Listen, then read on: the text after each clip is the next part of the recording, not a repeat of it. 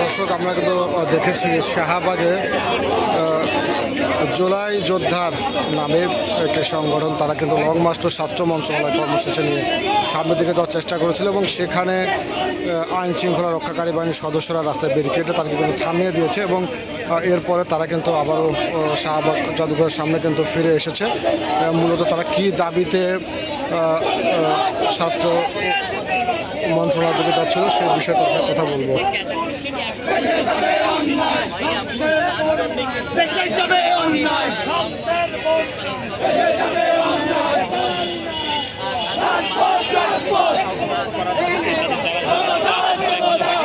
যারা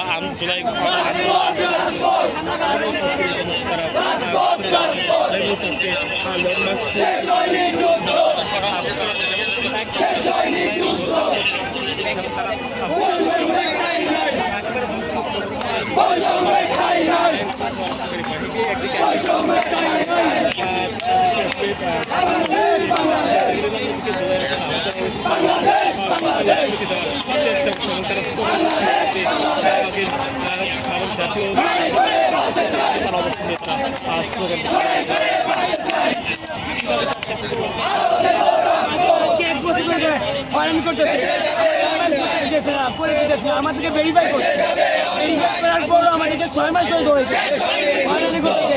2 দিন পর সিভিল সার্জন অফিসে যায়, বলে 2 দিন পরে আসেন, 1 সপ্তাহ পরে আসেন, এগুলো বলে আমাদেরকে কাজটা করে দেয় না।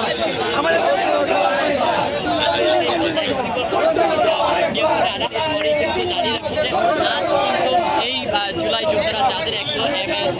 দর্শক, আপনারা দেখছেন জুলাই যোদ্ধা যারা রয়েছেন তারা লং মার্চ স্বাস্থ্য মন্ত্রণালয় অভিমুখে তারা পদযাত্রা শুরু করেছিলেন। জুলাই আগস্টের শহীদ ও আহতদের MIS রেজিস্ট্রেশন ও গেজেট প্রকাশের দাবিতে তারা কিন্তু জাতীয় জাদুঘরের সামনে মানববন্ধন করছিলেন এবং তারপর তারা লং মার্চ স্বাস্থ্য মন্ত্রণালয় অভিমুখে পদযাত্রা শুরু করে। পদযাত্রাটি শাহবাগ জাদুঘরের সামনে থেকে শাহবাগ থানার সামনে আসলে সেখানে আগে থেকেই আইন শৃঙ্খলা রক্ষাকারী বাহিনীর সদস্যরা তারা ব্যারিকেড দিয়ে এবং তাদেরকে থামিয়ে দেয়। এরপর তারা কিন্তু আবারও জাদুঘরের সামনে ফিরে এসেছে এবং আপনারা দেখছেন এখানে বিপুল সংখ্যক আইন শৃঙ্খলা রক্ষাকারী বাহিনীর সদস্যরাও কিন্তু রয়েছেন এবং তাদের সামনেই তারা জুলাই যোদ্ধা যারা রয়েছেন তারা অবস্থান করছেন এবং বিভিন্ন ধরনের স্লোগান তারা দিচ্ছেন।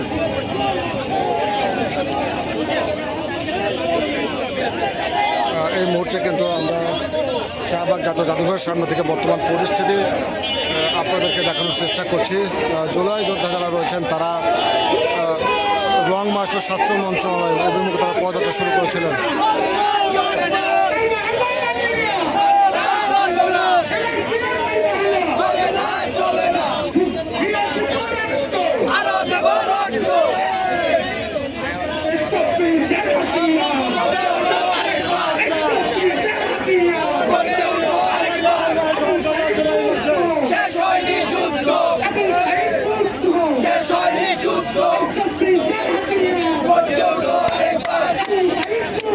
শেষ হয়নি যুদ্ধ।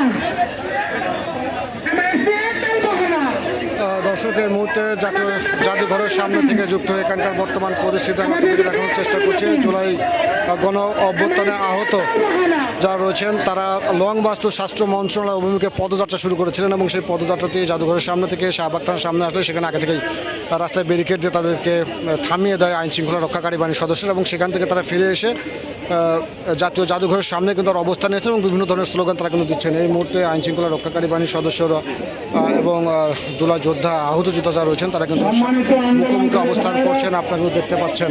আমাদের সকলের একটাই প্রশ্ন, জুলাই আন্দোলনে যারা রক্ত দিয়েছে, যারা জীবন দিয়েছে, মৃত্যুবরণ করেছে, এইসব ব্যক্তিদের আন্দোলন সংগ্রামের উপরে নির্ভর করে একটা বছর পর্যন্ত গঠিত সরকার দেশের বিভিন্ন কার্যক্রমে যেখানে দ্রুততার সাথে এগিয়ে যাচ্ছে সেখানে বাংলাদেশের সেরা হতো আর যারা নিহত হয়েছে এদের বিষয়ে আইনগত কোনো ফয়সালা হয় নাই, এইটাই জাতি কখনো মেনে নিতে পারে না।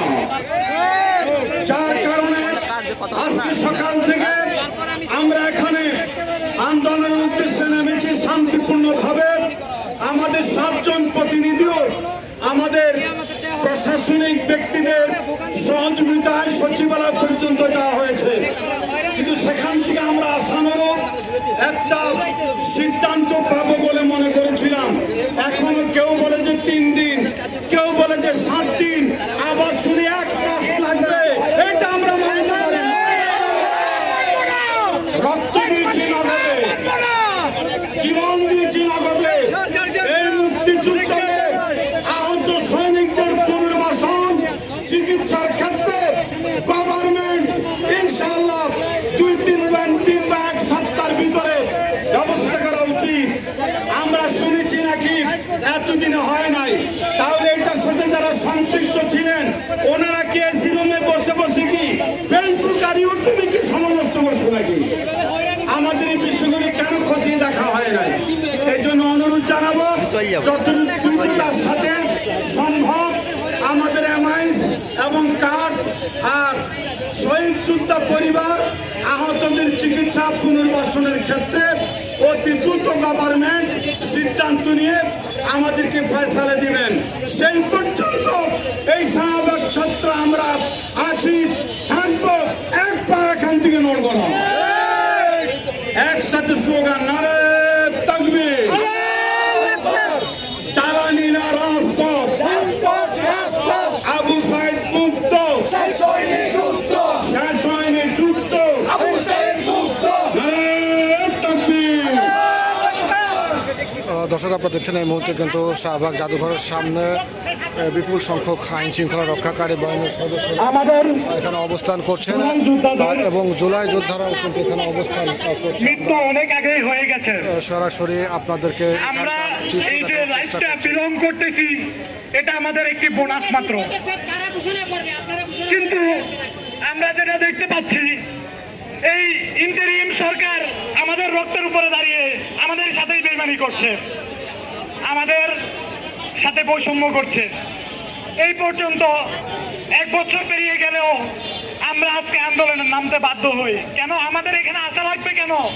আমরা তো রাজপথের জুলাই যোদ্ধা, আমরাই আপনাদেরকে ক্ষমতায় বসিয়েছি, তাহলে আমরা কেন আবার আপনাদের কাছে দ্বারস্থ হতে হবে?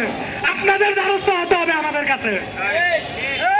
কিন্তু আপনারা আপনাদের জায়গায় এসি রুমে বসে বসে হাওয়া বাতাস খাচ্ছেন, আর যাদের রক্তের বিনিময়ে আপনারা এই লাইফটা বিলং করছেন, একটি হাস্যোজ্জ্বল দিন জীবনযাপন করছেন, তাদেরকে আজকে আপনারা রাস্তায় নামাচ্ছেন, তাদেরকেই ভুলে গেছেন।